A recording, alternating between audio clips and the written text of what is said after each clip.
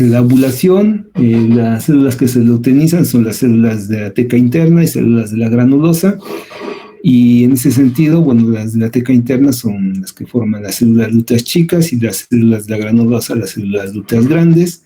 Tienen un diámetro distinto, ¿verdad? Tienen características distintas, ¿verdad?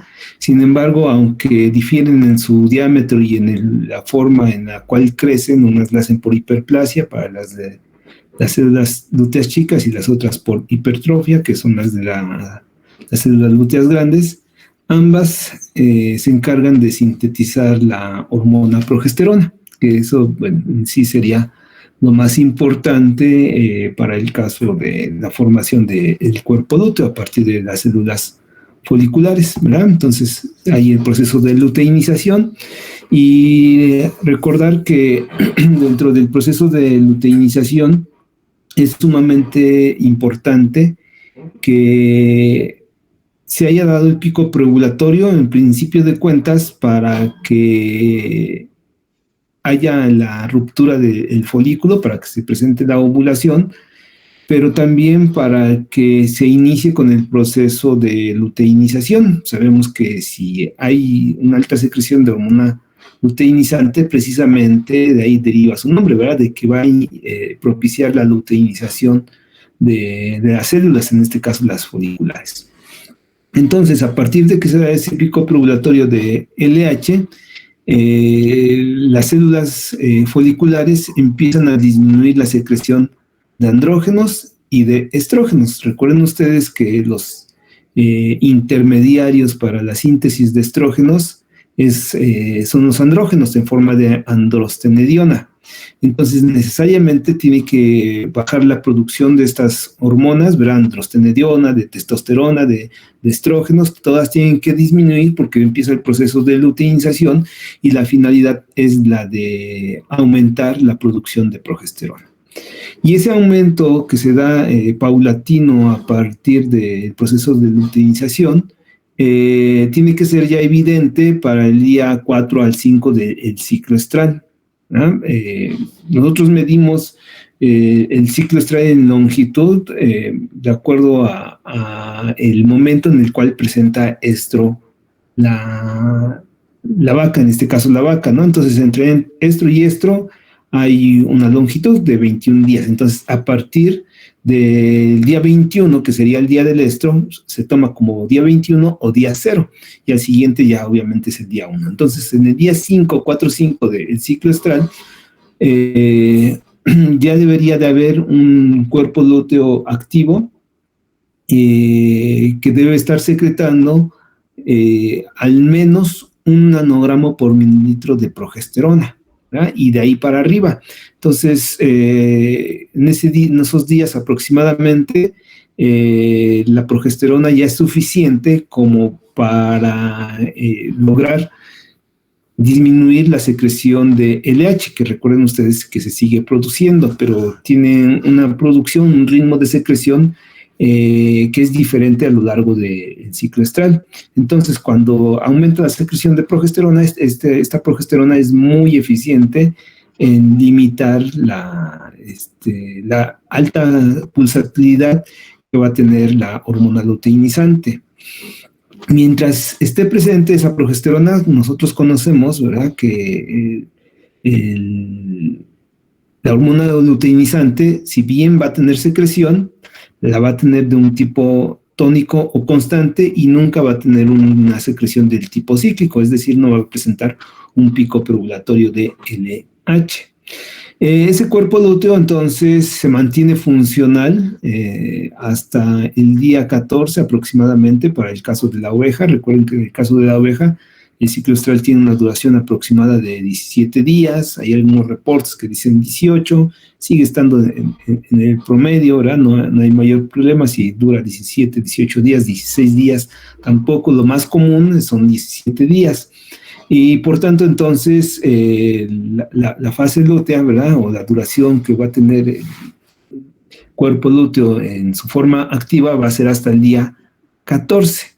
En el caso de la vaca y la cabra, que tienen una longitud muy similar en cuanto al ciclo estral, que es de 21 días, tienen una fase lútea que va en el cual va a permanecer el cuerpo lúteo activo hasta el día 18 del ciclo estral, ¿de acuerdo? Entonces, para ese momento, ¿verdad? En el día 14, para la oveja, en el día 18, o inclusive antes, ¿verdad? Para el caso de la cabra y la vaca, en el día 16, 17 del ciclo estral, generalmente se tiene que dar posteriormente ya la baja en la concentración de esta misma hormona, porque tendría que terminarse la fase lútea. ¿Ah? Bien, ¿cuáles son las funciones del cuerpo lúteo a través de la síntesis y secreción de progesterona? Ya hemos visto varias de sus funciones, ¿verdad? Las repasamos en esta diapositiva y vemos que ayuda, porque lo hace de manera conjunta con otras hormonas, como son los estrógenos, ¿verdad? Ayuda en la preparación del útero para una eventual gestación.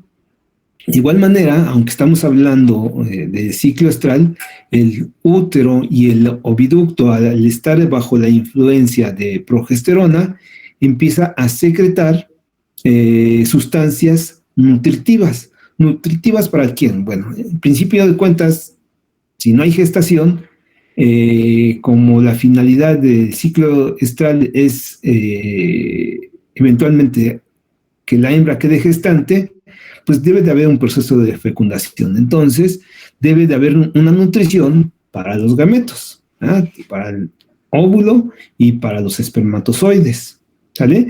Y si estos gametos están presentes y se da la fecundación, ¿verdad? Se tiene que dar nutrición al embrión, ¿vale? Entonces, mientras esté presente la progesterona durante la fase lútea, está propiciando que haya una nutrición. Obviamente va a estar estimulando la secreción de sustancias nutritivas a partir del endometrio. Recuerden que para ese momento, si es que hubiera ya una gestación, el embrión en esa etapa tan temprana todavía no ha formado placentas, ¿verdad? Entonces tiene que tener alguna forma de nutrirse. Como todavía no se ha adherido a la pared del útero, pues obviamente no puede haber el paso de sustancias a través del contacto con la pared uterina. Pero sí puede absorber algunos nutrientes, aunque es muy limitado, pero sí puede absorber nutrientes a partir de los productos de secreción de tracto reproductor. Otra de las funciones va a ser también disminuir las contracciones uterinas. Obviamente, ¿verdad? No se quiere causar que haya una lesión hacia el posible embrión que pudiera estar presente en ese momento, ¿verdad? Aunque estamos hablando de recuerdo de ciclo estral, pero es muy probable que pudiera haber ya una gestación para este momento en el cual se encuentra en fase lútea la hembra, ¿verdad? Entonces se disminuyen las contracciones. Hay un cierre del cérvix. Recuerden que este mismo solamente se abre en algunos momentos de la vida, ¿verdad? En el parto y también en el momento en el cual la hembra está en el estro. Después del estro tiene que venir la fase lútea, que corresponde al metaestro y al diestro. Entonces se tiene que cerrar el cérvix. Y aparte, los productos de secreción del cérvix, que sería el moco, se torna más viscoso para ayudar a que se dé un cierre hermético y evitar la contaminación del útero. También ayuda con el proceso del desarrollo del sistema alveolar, ¿verdad?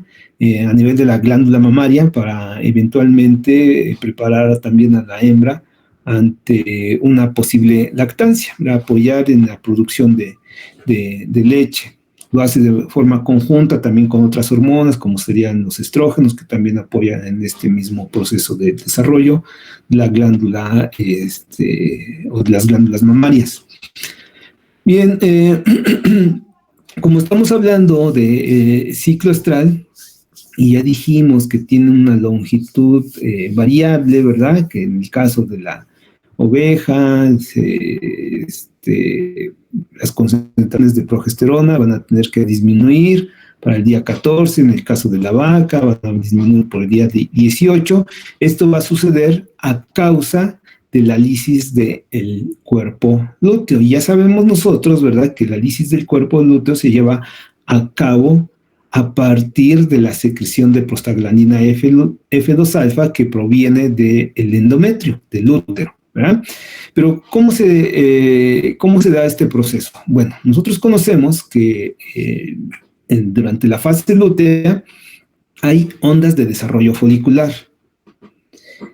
Al haber ondas de desarrollo folicular durante la fase lútea, esos folículos que se forman, ¿verdad?, se van a atreziar. Sin embargo, dentro de cada onda de desarrollo folicular que se forme, va a darse los procesos de selección, reclutamiento, selección y dominancia.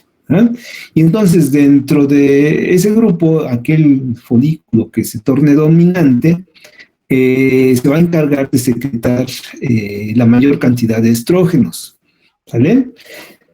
Esos estrógenos, como están siendo secretados cuando la hembra está en fase lútea, pues obviamente no van a estar en su máxima concentración, ¿sale? Y entonces, al no estar en máxima concentración, no causan un mecanismo de retroalimentación positiva para que haya la ovulación.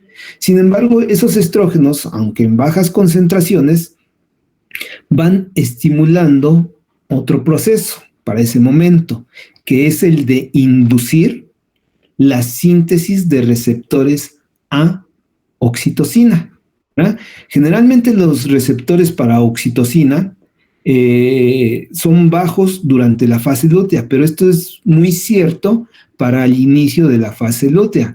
Conforme se va avanzando en tiempo de la fase lútea, el número de receptores para oxitocina se van aumentando, ¿verdad? Y esto lo propicia por precisamente la secreción de estrógenos a partir de los folículos. Entonces, ya hay estrógenos, aunque en bajas concentraciones, que van estimulando receptores para oxitocina a nivel de endometrio.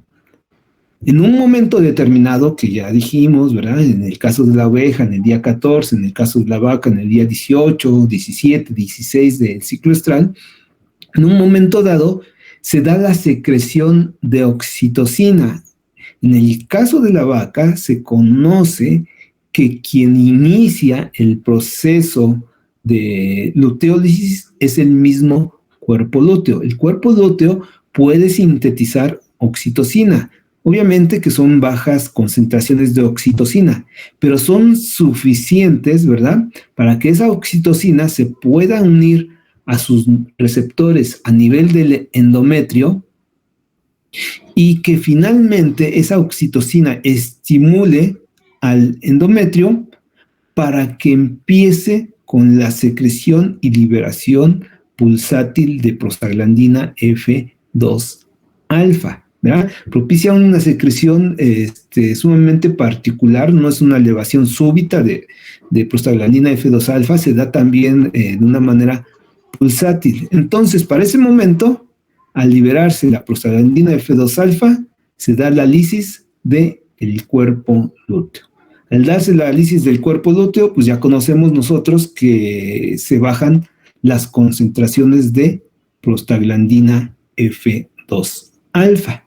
Conocemos también entonces que la fase lútea tiene dos etapas. Una etapa del metaestro, que la etapa del metaestro está caracterizada precisamente por el proceso de ovulación, para el caso de la vaca, ¿verdad? La vaca es una de las especies, o la única especie en el caso de mamíferos domésticos de granja, en el cual se da la ovulación durante el metaestro. Entonces, eso caracteriza, algo que caracteriza al metaestro. Otra cosa que lo caracteriza es que se da el proceso de luteinización, ¿verdad?, de lo que quedó de ese folículo, que sería el cuerpo hemorrágico, y sería la transición entre el aumento en concentración de progesterona. Una vez que se llega al día 4 o 5 del ciclo estral, la concentración de progesterona se aumenta a más de 1 nanogramo. Entonces, eso es lo que principalmente se caracteriza. Y obviamente, pues que se terminó la signología de estro para el caso de la hembra, ¿verdad? En el caso de la vaca. Bien, entonces se da ese proceso de luteólisis en la hembra, ¿verdad? En el día 13, en el día 16, dependiendo del momento del ciclo estral. Ya conocemos que el ciclo estral tiene también un intervalo, ¿verdad? Hay una cierta variación en cuanto a días que va a presentar ciclo estral la hembra, entre estro y estro, es muy variable, pero deberá de estar siempre muy cercano al promedio, que serían 21 para el caso de la vaca y la cabra y 17 para el caso de la oveja. Entonces, eso permite que haya una variación en cuanto a la duración de la vida media del cuerpo lúteo, y también permite que haya una variación en cuanto a la duración de la fase folicular y obviamente de la fase lútea. Aquí viene a colación algo que conocemos nosotros como cuerpos lúteos de vida media corta.